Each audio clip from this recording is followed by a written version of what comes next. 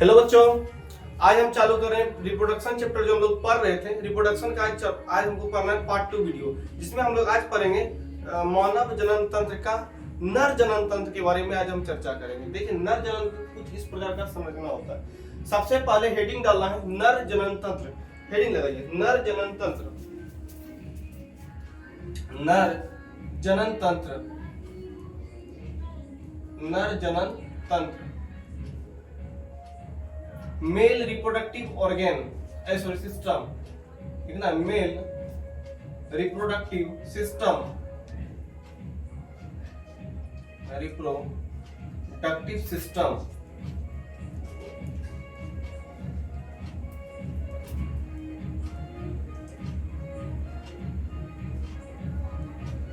नर जनन तंत्र में जो है, नर का सबसे प्रमुख जनन अंग का नाम है वृषण। नर का जो है सबसे प्रमुख जनन तंत्र का अंग का नाम है वृषण। जो ये है मेरा, ये मेरा वृषण है। वृषण के ऊपर में एक वृषण कोश है, एक परत झिल्ली का बना होता है जिसे वृषण कोश कहते हैं। तो देखिए, नर का जो है प्रमुख जनन तंत्र अंग का नाम है ये, इसको बोलते हैं वृषण। नर का जो है प्रमुख जनन तंत्र है क्या? वृषण। वृषण के ऊपर में ये जो बना हुआ ये झिल्ली, इस झिल्ली का नाम है वृषण कोश। वृषण के ऊपर में जो झिल्ली बना होता है इसको बोलते हैं वृषण कोश। वृषण के ऊपर पाए जाने वाले झिल्ली क्या कहते हैं? इसे कहते हैं वृषण कोश। वृषण कोश। वृषण के ऊपर पाए जाने वाले झिल्ली को क्या कहा जाता है? इसको कहा जाता है वृषण कोश। वृषण क्या है? वृषण जो है नर का प्रमुख जनन अंग है। क्या है? प्रमुख जनन अंग है क्या? वृषण। तो लिखना है, एरो देख लिखिए वृषण। वृषण एरो देख लिखना है वृषण। पहले वृषण के बारे में समझते हैं। लिखना वृषण। वृषण पुरुष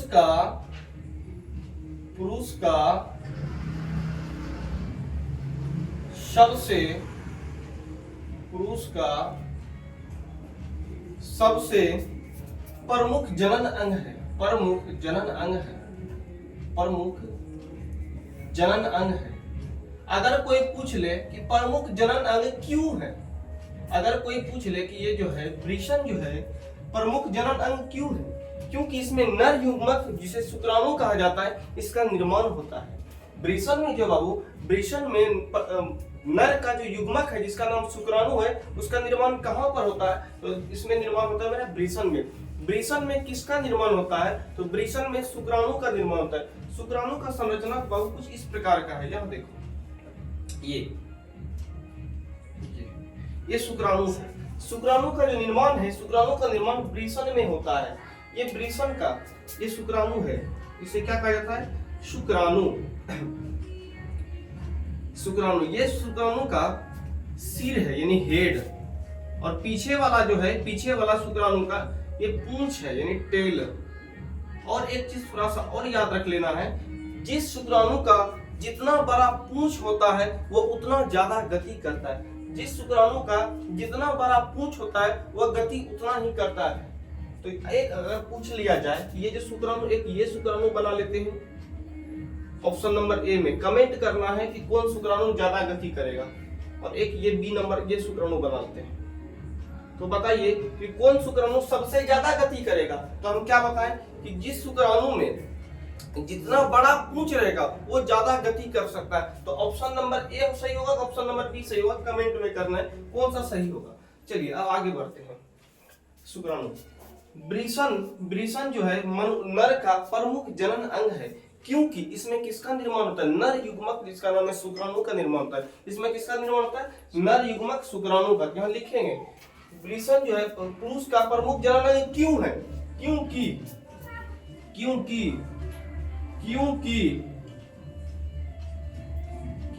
इसमें नर युग्मक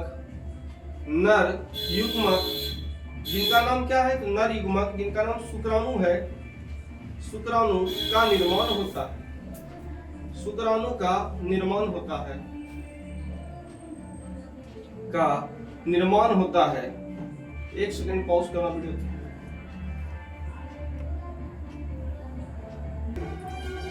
प्रत्येक पुरुष में जो है, आगे समझते हैं, प्रत्येक पुरुष में जो है वृषण कोश में 2 वृषण पाया जाता है। देखिए ये कोई पुरुष लेते हैं, यहाँ फिर से आता है, ये मेरा दीपक महाराज, ये है मेरा दीपक, ये इसका है जनन तंत्र और ये है इसका वृषण कोश। यानी प्रत्येक वृषण कोश में, प्रत्येक वृषण कोश का आकार देखिए, दीपक इसे लिए, दीपक का वृषण कोश लिए, ये जो वृषण कोश के भीतर है ये 2 वृषण पाया जाता है। कितना वृषण? तो 2 वृषण प्रत्येक पुरुष में, प्रत्येक पुरुष के वृषण कोश में 2 वृषण पाया जाता है, कुछ इस प्रकार का। देखिए तो लिखेंगे, नोट में लिखेंगे, नोट में लिखना है प्रत्येक पुरुष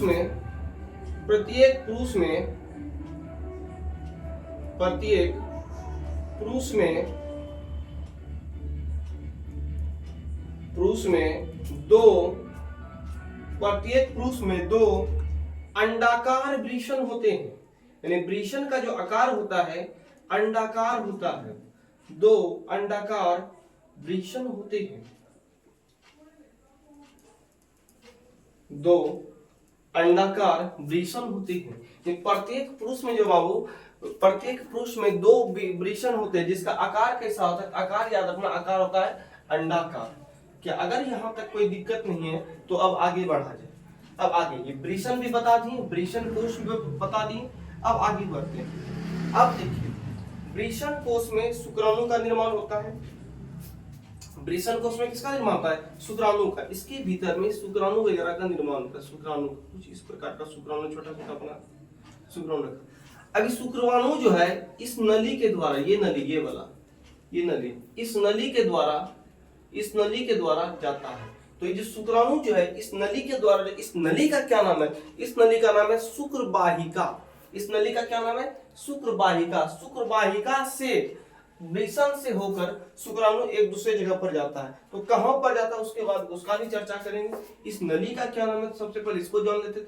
इस नली का नाम है बाबू शुक्रवाहिका, शुक्रवाहिनी। नली का क्या नाम है? शुक्रवाहिनी। शुक्रवाहिनी, शुक्रवाहिनी का मतलब हुआ, शुक्र मतलब और शुक्राणु, वाहिनी का मतलब हुआ एक जगह से दूसरे जगह लेके जाने वाला। यहाँ पर जो शुक्रवाहिनी है शुक्राणु को एक जगह से दूसरे जगह लेके जाता है। इसका जो आकार होता है, इसका आकार 25 सेंटीमीटर के आसपास होता है। इसका आकार अगर पूछा जाए एग्जाम में, एक शुक्रवाहिनी का आकार कितना होता है? तो एक शुक्रवाहिनी का जो आकार होता है लगभग 25 सेंटीमीटर का होता है। एक शुक्रवाहिनी का आकार जो होता है, अगर आकार साइज पूछ ले कितना होता है तो याद रखना है 25 सेंटीमीटर। शुक्रवाहिनी का जो आकार होता है वो मेरा कितना होता है? 25 सेंटीमीटर। अब देखिए इस शुक्रवाहिनी व वृषण में स्पर्म बना, यानी शुक्राणु बना, फिर किससे होते हुए गया? शुक्रवाहिनी से होते हुए किधर गया? इससे होते हुए मेरा बाबू, इससे होते हुए मेरा शुक्राशय में जाके जमा होगा। कहां पर जमा होगा? शुक्राशय। ये है मेरा शुक्राशय।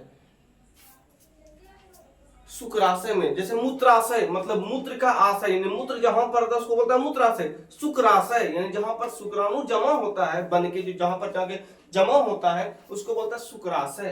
तो जमा कहां पर होता है? जमा होता है मेरे से शुक्राशय में। कहां पर जमा होता है? शुक्राशय में, शुक्राशय में। उसके बाद जो लाल रंग का है, ये एक प्रकार का ग्रंथि है, जिस ग्रंथि का नाम है प्रोस्टेट ग्रंथि। ये ग्रंथि का क्या नाम है? याद रखना, इस ग्रंथि का नाम है प्रोस्टेट ग्रंथि। इस ग्रंथि का नाम है प्रोस्टेट ग्रंथि, प्रोस्टेट ग्रंथि। उसके बाद इस ग्रंथि का नाम है प्रोस्टेट ग्रंथि। उसके बाद देखिए ऊपर में थैला जैसा बना है, इस थैला को बोला जाता है मूत्राशय, यानी इसमें पेशाब हम लोग का जमा रहता है। नर का जो पेशाब है, पेशाब जमा किसमें रहता है? मूत्राशय में। ये मेरा मूत्राशय, ये क्या है? मूत्राशय। इसमें पेशाब यानी मूत्र जमा होता है, मूत्राशय। ये है मेरा मूत्राशय, मूत्राशय। ये जो शुक्राणु है, ये शुक्राणु बन के सबसे पहले क्या लिखे? वृषण में शुक्राणु बना। उसके बाद फिर किधर? शुक्रवाहिनी से होते हुए जाके जमा हुआ शुक्राशय में। उसके बाद ये जो मार्ग बना हुआ, ये नली है, ये नली का नाम है मूत्र मार्ग। ये नली कौन सा है? तो ये नली है मेरे से मूत्र मार्ग। यह है मेरा मूत्र मार्ग। इस मूत्रमार्ग से होते हुए पेशाब निकलता है। इसके साथ साथ अगर हम लोग को जनन के लिए एक्टिव जब होने लगते हैं तो प्रोस्टेट ग्रंथि जब एक्टिव होता है तो हम लोग का जो है हम लोग का बॉडी से क्या निकलना स्टार्ट होता है, स्पर्म यानी शुक्राणु निकलता है हम लोग का बॉडी से। ये शुक्राणु ये हम लोग का बॉडी से शुक्राणु ऐसे निकलता है, ये प्रोसेस होता है। चलिए अब आगे बढ़ते हैं, अब थोड़ा सा और इसके बारे में जानते हैं। इस तरफ आ रहा है क्या, इस तरफ आ रहा है ना, इस तरफ ठीक है ना। शुक्राणु जो है, शुक्राणु शुक्र वाहिका से होते हुए जब मूत्र मार्ग से मिलकर जब हम लोग के शरीर से बाहर निकलता है, जिस टाइम जो हम लोग के शरीर से निकलता है कैसे, तो हम लोग कैसे निकलता है, तो शुक्र वाहिनी से होते हुए मूत्र मार्ग से मिलकर मूत्र मार्ग से मिलकर शरीर से क्या निकलता है, बाहर। कौन निकलता है, तो निकलता है मेरा शरीर का शुक्राणु। अब देखिए, अब उसके बाद समझना है हम लोग के बॉडी में यानी नर के बॉडी में शुक्राणु में मुख्य रूप से एक हार्मोन पाया जाता है। क्या है उस हार्मोन का क्या नाम है, एग्जाम में पूछा जाएगा शुक्राणु में प्रमुख रूप से पाए जाने वाले हार्मोन का नाम बताइए। तो शुक्राणु में प्रमुख रूप से पाए जाने वाले हार्मोन का नाम है टेस्टोस्टेरोन। क्या नाम है, टेस्टोस्टेरोन। तो लिखेंगे शुक्राणु, जो शुक्राणु है, ये जो शुक्राणु है, इस शुक्राणु में एक प्रमुख रूप से एक हार्मोन पाया जाता है, उस हार्मोन का नाम है टेस्टोस्टेरोन। इसी टेस्टोस्टेरोन के कारण नर के शरीर में अलग अलग परिवर्तन एक एज के साथ होता है। जैसे हम लोग का दाढ़ी आना, मूंछ आना, शरीर वगैरह पे बाल आना, आवाज का भारी होना, शरीर के बाएं अंग पर बाल आना, अंदरूनी अंग पर बाल आना, कंधे का चौड़ा होना, ये सब जो परिवर्तन है मेरे सर, ये सब परिवर्तन किसके कारण होता है, ये सब परिवर्तन होता है मेरा टेस्टोस्टेरोन हार्मोन के कारण। तो ये कहाँ पाया जाता है, तो टेस्टोस्टेरोन हार्मोन जो है मेरा शुक्राणु में पाया जाता है। कहाँ पर पाया जाता है, शुक्राणु में। एग्जाम में क्वेश्चन पूछा जाएगा कि शुक्राणु में प्रमुख रूप से पाए जाने वाले हार्मोन का नाम लिखे, इसका नाम क्या है, टेस्टोस्टेरोन। तो लिखेंगे शुक्राणु में प्रमुख रूप से एक हार्मोन पाया जाता है, प्रमुख हार्मोन, प्रमुख हार्मोन, प्रमुख हार्मोन जिसका नाम क्या है, तो प्रमुख हार्मोन का नाम है टेस्टोस्टेरोन, टेस्टोस्टेरोन, टेस्टोस्टेरोन। शुक्राणु में पाया जाने वाला प्रमुख हार्मोन का नाम क्या है, तो शुक्राणु में पाया जाने वाला प्रमुख हार्मोन का नाम है टेस्टोस्टेरोन। अब देखिए टेस्टोस्टेरोन के कारण क्या होता है, तो टेस्टोस्टेरोन के कारण हम लोग के पुरुष में सभी प्रकार के परिवर्तन होते हैं। दाढ़ी आना, मूंछ आना, शरीर में बाल वगैरह आना, कंधे का चौड़ा होना, आवाज भारी होना, ये आदि ये सब जो परिवर्तन होते हैं किस हार्मोन के कारण होता है, तो इस हार्मोन का नाम है टेस्टोस्टेरोन। तो लिखेंगे इसी हार्मोन के कारण, इसी हार्मोन के कारण, इसी हार्मोन के कारण, इसी हार्मोन के कारण पुरुषों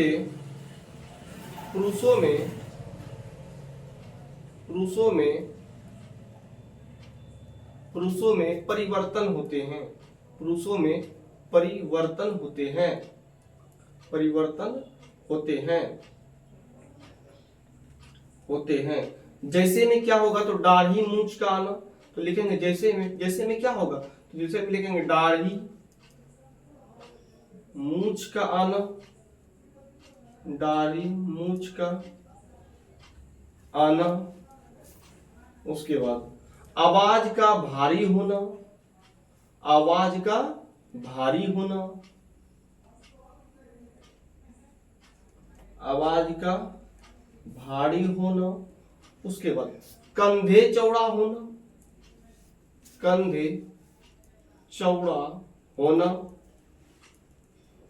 होना ETC। ये सब जो मेरा परिवर्तन है, ये सब परिवर्तन किस हार्मोन के कारण होता है, तो ये सब परिवर्तन नर युग्मक में पाए जाने वाला, शुक्राणु में पाए जाने वाला एक हार्मोन है जिसका नाम क्या है, टेस्टोस्टेरोन। क्या यहां तक कोई दिक्कत है? अगर यहां तक कोई दिक्कत नहीं है तो अब आगे समझते हैं।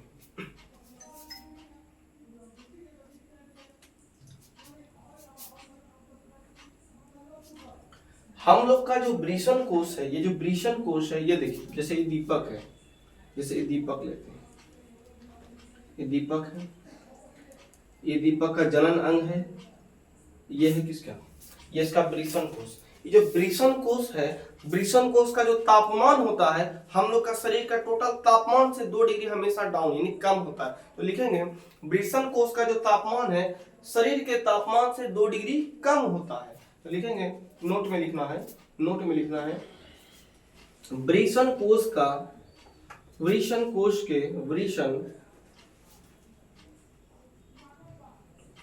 कोष का तापमान, वृषण कोष का तापमान शरीर के तापमान से, शरीर के तापमान से सामान्यतः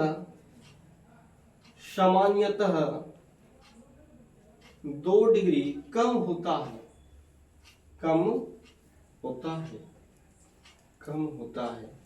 अब उसके बाद मेरा ये सब कर लिए। अब एक चीज है ये वाला पोर्शन का क्या नाम है, जहां से पेशाब निकलता है, नर जहां से पेशाब करता है उसको क्या बोलते हैं, उसको बोलता है पेनिस, यानी हिंदी में बोलता है शिश्न। इसका क्या नाम है, इसको बोलता है पेनिस, यानी हिंदी में क्या बोलता है शिश्न। लिख देंगे इसको क्या बोलता है पेनिस, हिंदी में इसको बोला था शिश्न, शिश्न। ये चीज एक छूट गया था, शिश्न।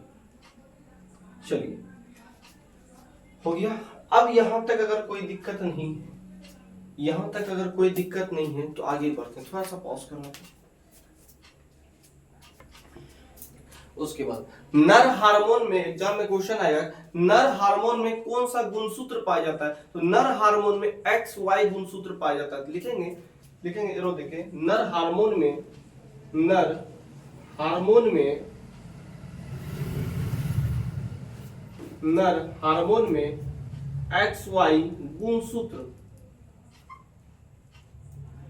XY गुणसूत्र पाया जाता है, पाया जाता है। नर हार्मोन में XY गुणसूत्र पाया जाता है। बाबू याद रखना है कि नर हार्मोन में कौन सा गुणसूत्र पाया जाता है, याद रखना है नर हार्मोन में XY गुणसूत्र पाया जाता है।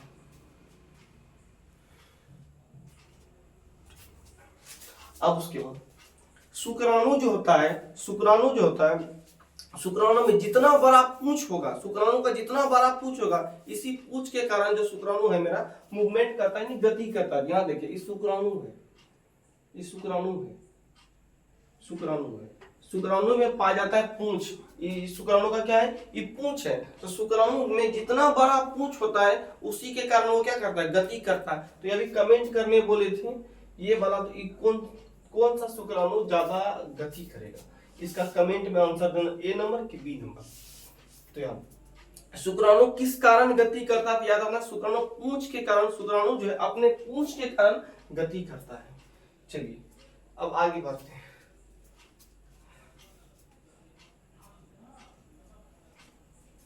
अब है अगला हेडिंग मादा जनन तंत्र। एक सेकंड पॉज करता हूं।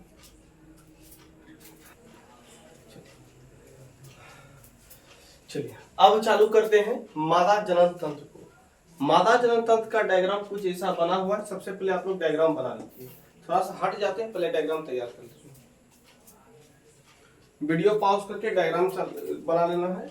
अब आगे समझते इसके बारे में। हेडिंग लगाना है मादा जनन तंत्र, मादा जनन तंत्र, मादा जनन तंत्र, female reproductive system, female reproductive system. नहीं आ रहा है, माता जनन तंत्र नहीं आ रहा है, थोड़ा सा रुक जाना। वीडियो कट रहा है, रुक जाओ, पॉज कर। चलिए हेडिंग लगाना है मादा जनन तंत्र।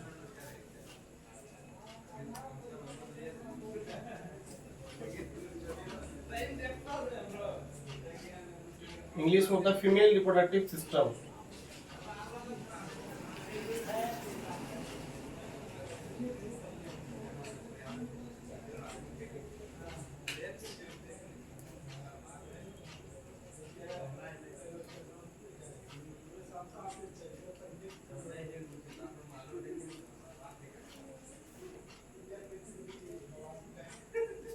Female reproductive system. अभी क्या होता है तो लिखना है, एरो देखिए हम बोल देते हैं, लिख लेना है। लिखो मादा जनन अंग में, लिखो मादा जनन अंग में लिखना है मादा, एरो देखिए मादा जनन अंग में फिलोपियन नलिका कोमा गर्भाशय कोमा फिम्बरी कोमा अंडाशय तथा योनि पाए जाते हैं, तथा योनि पाए जाते हैं। अब पहले समझना में सिर्फ अंडाशय के बारे में, सबसे पहले हमको अंडाशय के बारे में समझना। देखना एक एक करके आराम से सीखने के बाद अंडाशय जो होता है, अंडाशय बाबू एक सेकंड, हाँ, अंडाशय जो होता है मादा का प्रमुख जनन अंग है। लिखेंगे अंडाशय जो है मादा का प्रमुख जनन अंग है, प्रमुख जनन अंग है, जनन अंग है। अंडाशय जो है माओ क्या है, मादा का प्रमुख जनन अंग है। काहे कि क्योंकि क्यों प्रमुख अंग, क्यों प्रमुख जनन अंग है, तो ये क्योंकि अंडाशय में अंडाणु का निर्माण होता है। क्योंकि अंडाशय में किसका निर्माण होता है, अंडाणु का।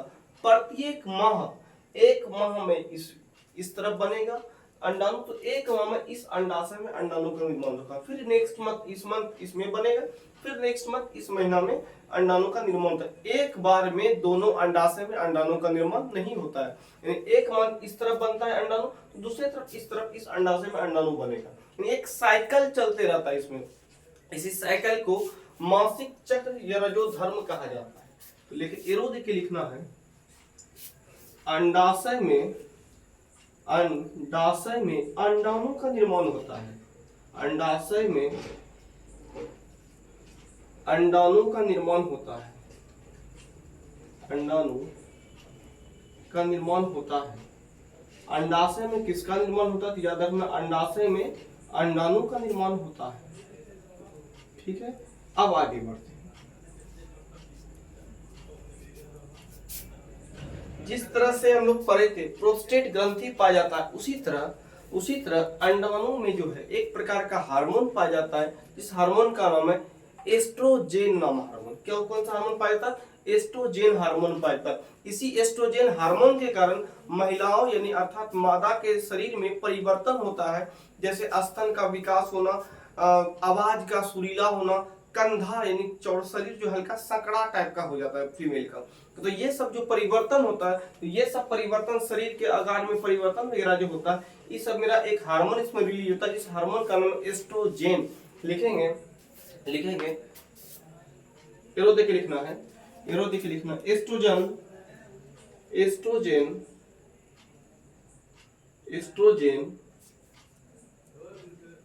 एस्ट्रोजेन मादा लिंग हार्मोन है, मादा लिंग हार्मोन है, मादा लिंग हार्मोन है, लिंग हार्मोन है। इसी के कारण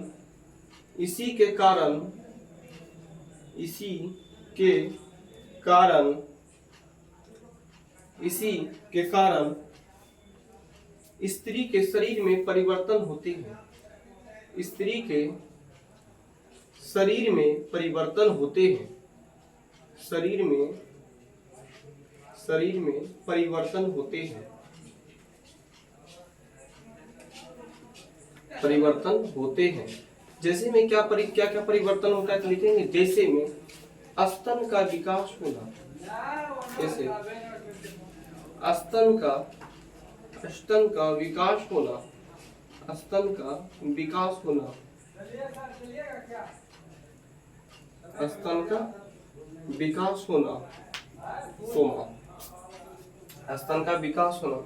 उसके बाद फिर और क्या होगा, और क्या परिवर्तन होता है, तो आवाज का जो प्रतिदिन जो होता है 13 एज के बाद, 13 से 14 वर्ष के बाद जो होता है महिला के शरीर में स्तन का विकास होगा। उसके बाद क्या होगा, आवाज और पतला होने लगता है, आवाज सुरीला होना, जैसे मैं लिखा आवाज का सुरीला होना, आवाज का सुरीली होना, सुरीला होना, ये सब जो मेरे सिर परिवर्तन होता है, तो ये सब परिवर्तन किस हार्मोन के कारण होता है? तो ये सब परिवर्तन एस्ट्रोजेन हार्मोन के कारण होता है। हार्मोन का नाम याद रखना, हार्मोन का नाम है एस्ट्रोजेन हार्मोन। इसी हार्मोन के कारण महिलाओं के शरीर में परिवर्तन देखने को मिलते हैं।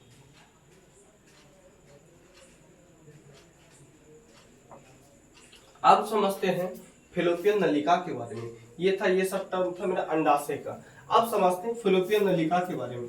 फेलोपियन नलिका जो है एक चौड़ी नलिका है। ये देखे ना, ऐसे गया, फिर एक चौड़ा ऐसे बन के, फिर ये संकड़ा बन गया। फेलोपियन नलिका जो है एक चौड़ी नलिका है। देखेंगे इसका जो आकार होता है फेलोपियन नलिका का, इसका आकार चौड़ा होता है। आकार जो होता है, आकार कैसा होता है? आकार इसका चौड़ा होता है। फेलोपियन नलिका का आकार कैसा होता है? आकार इसका चौड़ा होता है। उसके बाद जो अंडाशय के ऊपरी भाग से स्टार्ट होकर ये मेरा गर्भाशय की ओर मिलता है। अंडाशय जो कहां से मिलता है? अंडाशय के ऊपरी भाग से, यहाँ से देखिए यहाँ मिला हुआ है। इसके बाद ये किस तरफ गया? गर्भाशय की ओर गया। यानी अंडाशय के ऊपरी भाग से देखेंगे जो अंडाशय के, लाइट गया क्या? जो अंडाशय के ऊपरी भाग से शुरू होकर, ऊपरी भाग से शुरू होकर,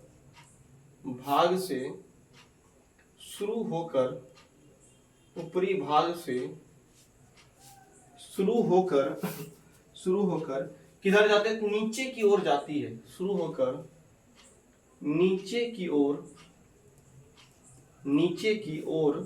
जाती है।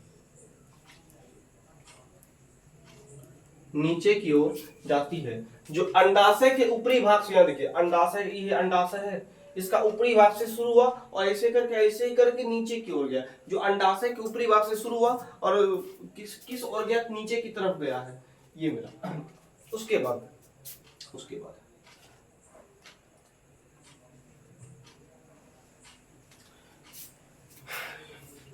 फेलोपियन नलिका के आगे में चौड़ा जैसा कीप जैसा है। ये क्या करता है? अंडाशय को ऐसे पकड़ के रखता है।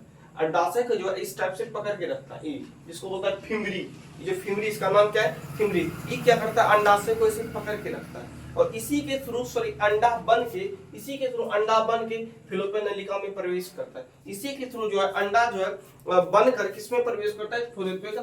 फेलोपियन नलिका में प्रवेश करता है। तो लिखेंगे, एरो दे के लिखना है। प्रत्येक फेलोपियन नलिका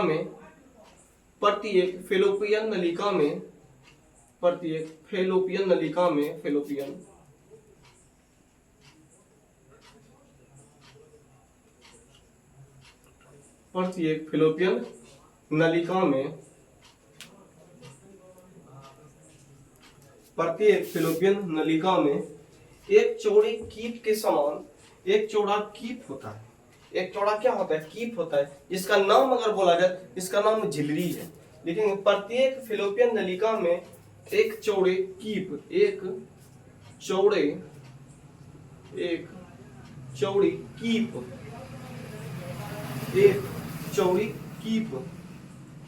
के समान होता है। कीप के समान होता है जो अंडाशय को फेलोपियन नलिका में अंडाणु को प्रवेश कराने में हेल्प करता है। जो अंडाशय के अंडाणु को फेलोपियन नलिका में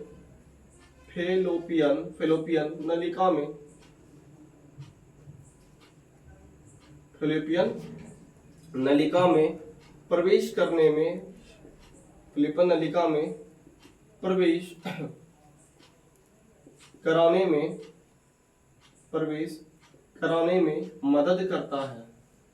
में मदद करता है। क्या यहाँ तक किसी को दिक्कत है? यहाँ तक किसी को दिक्कत है? मेरा फिलोपियन नलिका के बारे में हो गया। अब समझेंगे गर्भाशय के बारे में। अब समझेंगे गर्भाशय, ये वाला टर्म। अब समझेंगे गर्भाशय के बारे में। ऊपर जगह नहीं होने के कारण इसमें गर्भाशय को यहाँ दिख जाएगा, यहाँ दिख जाएगा। ठीक है, यहाँ पर समझा रहे गर्भाशय के बारे में।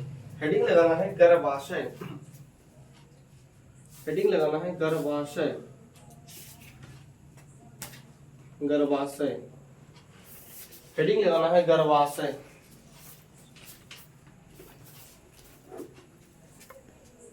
अब समझेंगे गर्भाशय के बारे में। अब देखिए गर्भाशय क्या होता है। यह जो है एक मोटी दीवार की जैसा, देखिए ऐसा संरचना है, ऐसा संरचना, ऐसा संरचना है गर्भाशय। ये मेरा गर्भाशय है, पिन है, ये गर्भाशय है। इस टाइप का कुछ संरचना है, ये मेरा गर्भाशय है। अब देखिए इसके बारे में समझते हैं। यह जो होता है एक मोटा दीवार के जैसा पेशिया, पेशिया मतलब मांसपेशी से बना थैला जैसा इसका आकार होता है। इसका जो आकार होता है एक थैला जैसा होता है। लिखेंगे, बोल रहे हैं, लिखना है। यह मोटी स्पेस नहीं होने का हम बोल देते हैं, यह मोटी दीवार वाली पेशिया थैली के समान, पेशिया थैली के समान रचना होती है, रचना होती है। यह जो है एक मोटी दीवार के पेशिया थैली जैसी रचना होती है। मतलब एक थैला जैसा इसका कुछ इस प्रकार का साइज है, ये पेशिया। उसके बाद अभी पाया कहां पर जाता है? तो ये क्या होता है बाबू, ये मूत्राशय और मलाशय के बीच में पाया जाता है। एग्जाम में पूछेगा कि गर्भाशय कहां पर स्थित होता है। याद रखना, गर्भाशय मूत्राशय और मलाशय के बीच में स्थित होता है। यह जो है मूत्राशय व मलाशय के बीच स्थित होता है। यह स्थित कहां पर होता है? तो स्थित होता है मूत्राशय और मलाशय के बीच स्थित होता है। लिखते चलना है, यह जो स्थित कहां पर होता है तो मूत्राशय व मलाशय के बीच स्थित होता है। उसके बाद तो मूत्राशय और मलाशय के जो बीच होता है, इसके बीच में पाया जाता है श्रोणी गुहा। बताए थे कि कैसे बनता है। देखिए मुख गुहा हुआ, इसके बाद मुख गुहा, वक्ष गुहा, उदर गुहा, उसके बाद श्रोणी गुहा। ये होता किस गुहा में स्थित है? फीमेल का होता है श्रोणी गुहा में। तो किस गुहा के बीच स्थित? श्रोणी गुहा में रहता है। श्रोणी लिखना, श्रोणी गुहा, श्रोणी गुहा में होता है, में होता है। उसके बाद इसका जो आकार है लगभग तिकोणमा टाइप का होता है। एक तिकोणमा यहाँ बैठा है, इसका जो आकार है लगभग त्रिकोण टाइप का होता है, कुछ इस प्रकार का। ऐसा उल्टा के ऐसा त्रिकोण टाइप का इसका आकार है, कुछ त्रिकोण आकार है, यानी कुछ इस प्रकार का। ऐसे इसका जो आकार अगर बोला जाए तो आकार कुछ त्रिकोण के जैसा होता है। आकार